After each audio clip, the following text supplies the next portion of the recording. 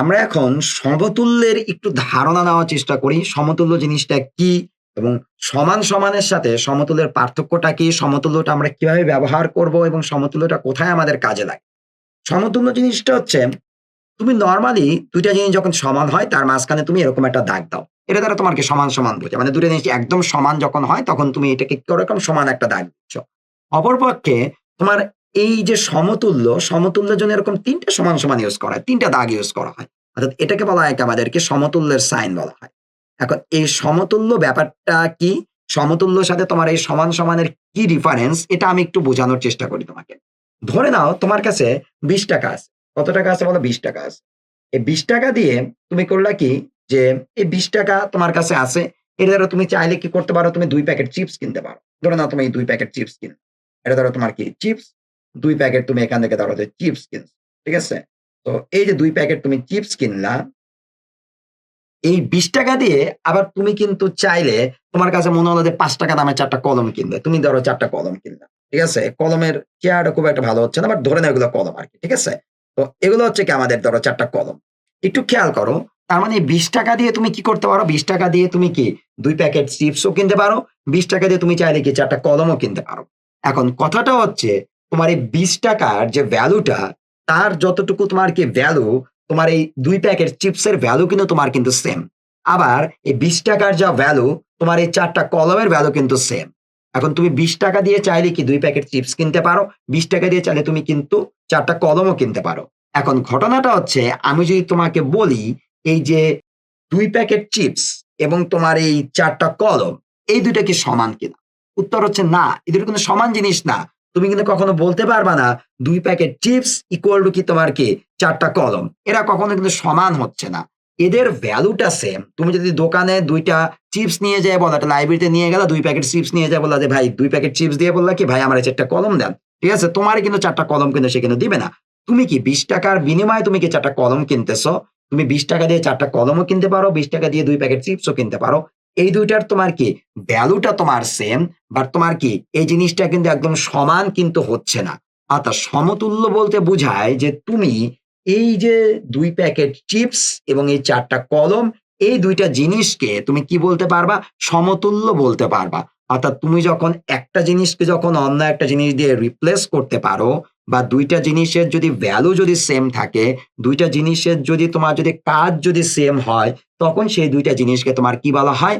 Same না বলে, সমান, সমান না বলে আমরা সেই ২ টা জিনিসকে আমরা কি সমতুল্য বলতে পারি। অর্থাৎ আমরা বলতে পারি তোমার এখানে ২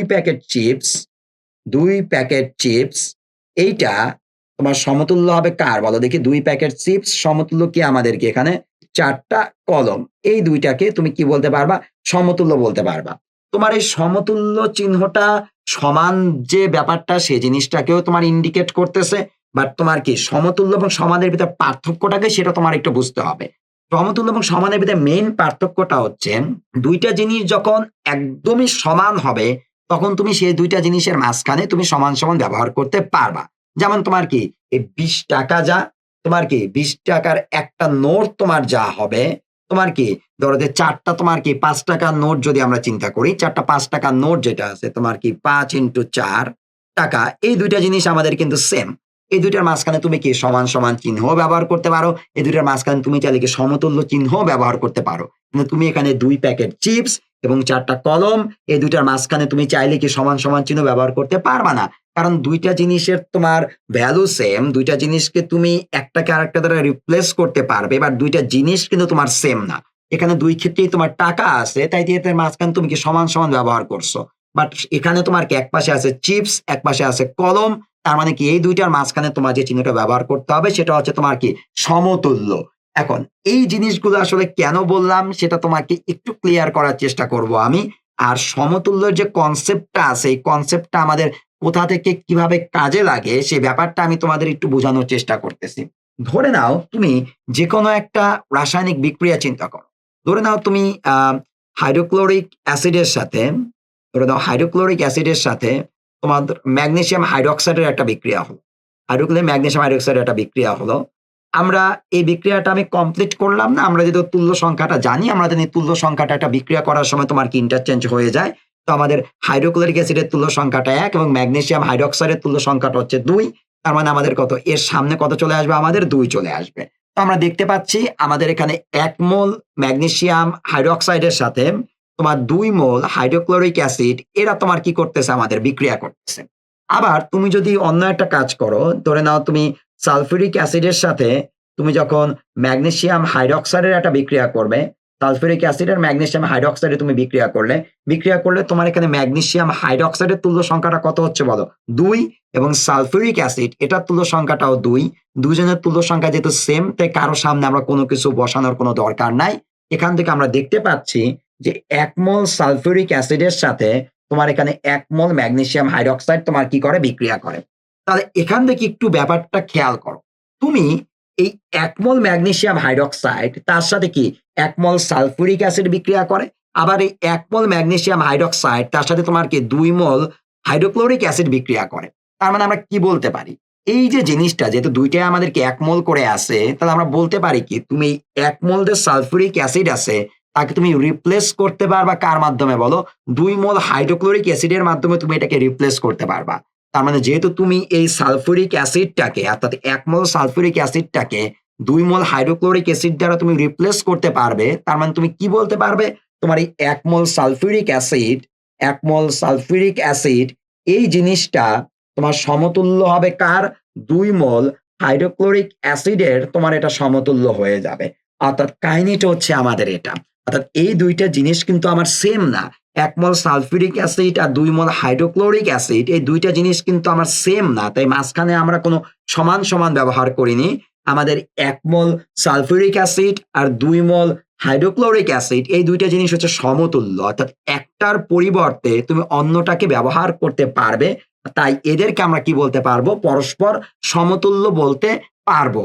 এখন এই সমতুল্যের যে এই যে কনসেপ্টটা, এই কনসেপ্টটা কাজে লাগিয়ে আমরা একটা যৌগের ভেতর যখন আরেকটা যৌগ যখন মিক্স করবে, যখন তুমি টাইট্রেশন করবে, তখন মিশ্রণের প্রকৃতিটা কেমন হবে, অনেকগুলো যৌগ যদি তোমার একসাথে দেওয়া থাকে, অনেকগুলো অ্যাসিড কিংবা অনেকগুলো ক্ষারক, তাদেরকে একসাথে মিক্সড করার পর তুমি একটা সমতুল্য অ্যাসিডে কিভাবে কনভার্ট করবে, কিংবা একটা অ্যাসিড একটা ক্ষারকের সাথে সমতুল্য কতটুকুর সাথে বিক্রিয়া করে, ইত্যাদি জিনিস আমরা এই সমতুল্যের কনসেপ্টটা ক্লিয়ার থাকলে আমরা খুব সহজেই বের করতে পারবো।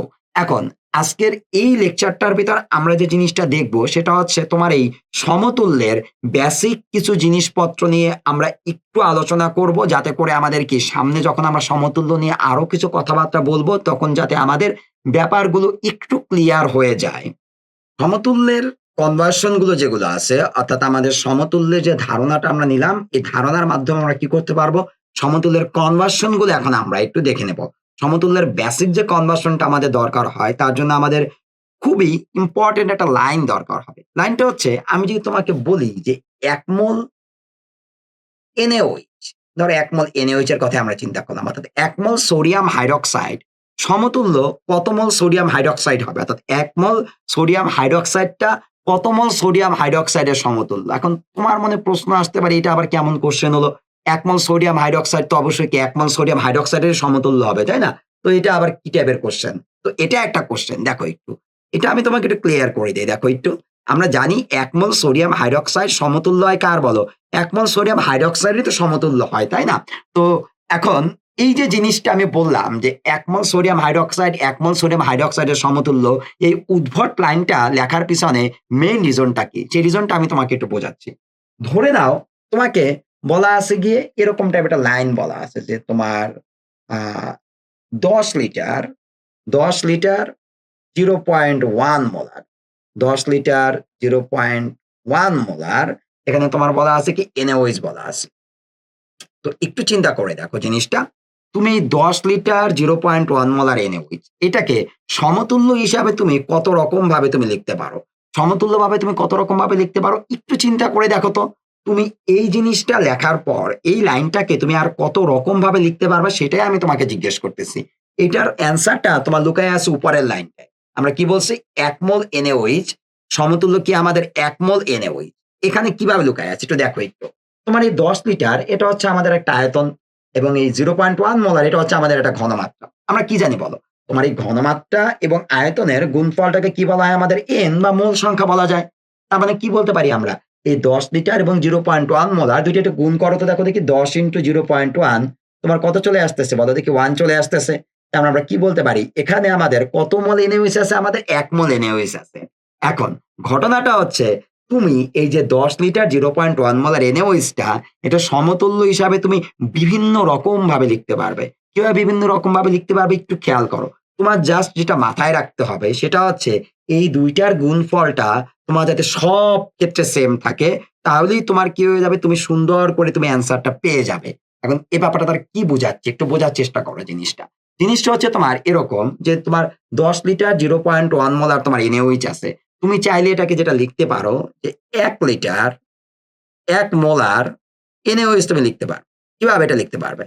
এটা লিখতে পারার পিছনে মেইন যে কারণটা সেটা হচ্ছে গিয়ে, দেখো তুমি যদি এই দুটো গুণ করে দাও, 1 এবং 1 যদি গুণ করো তোমার কত চলে আসবে বলো দেখি?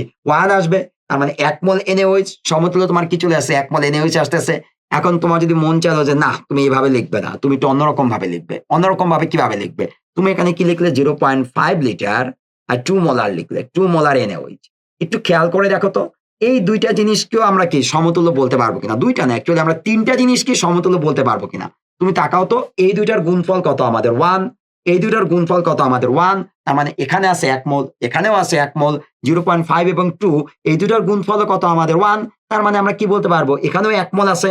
1 মোল এনএইচ সমতুল্য 1 মোল এনএইচ সমতুল্য কি আমাদের 1 মোল এনএইচ। দেখো তো উপরের লাইনটা কি আমাদের কাজে লাগতেছে নাকি লাগতেছে না? অবশ্যই আমাদের এখানে লাইনটা কাজে লাগতেছে। তার মানে আমাদের অনেকের ভিতরে ধারণা থাকে এটা বোধহয় আমরা শুধুমাত্র 1 মোলার আকারেই লেখা যায়, আর কোনোভাবে লেখা যায় না। এটা অনেক রকম ভাবেই তুমি লিখতে পারো।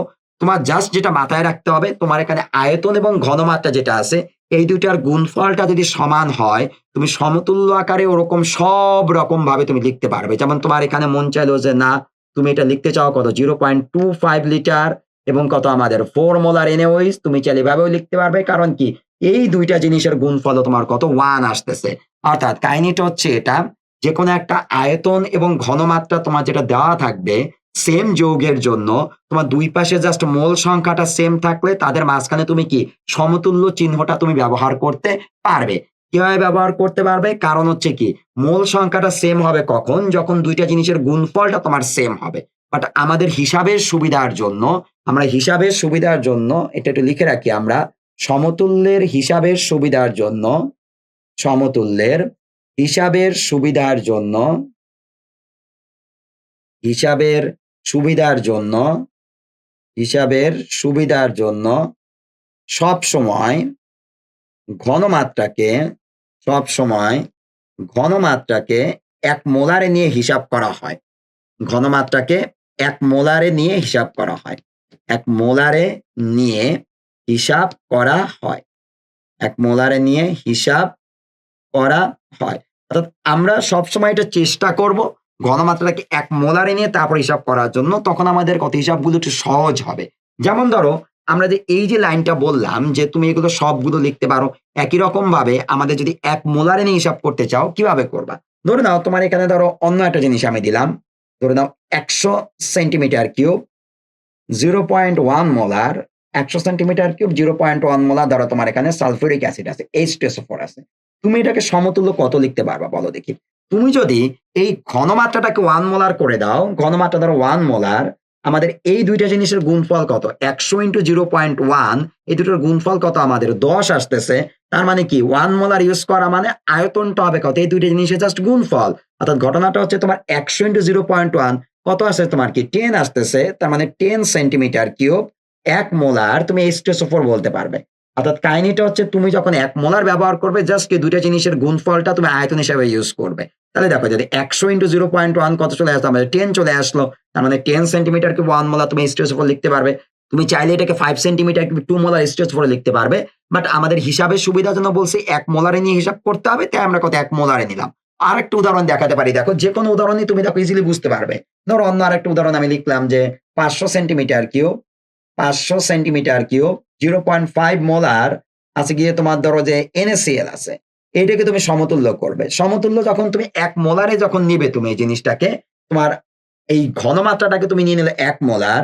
ঘনমাত্রা 1 মোলার হওয়ার মানে এই দুটো জিনিসের গুণফলটা কত? আমাদের 250। তার মানে এখানে কত? আমাদের 250 সেন্টিমিটার কিউব 1 মোলার NaCl, অর্থাৎ দুইটা জিনিস তুমি জাস্ট গুণ করে দিবে। ঘনমাত্রা এক করে দিছো, দুইটা জিনিস গুণ করে দিলে তুমি কি পেয়ে যাবে?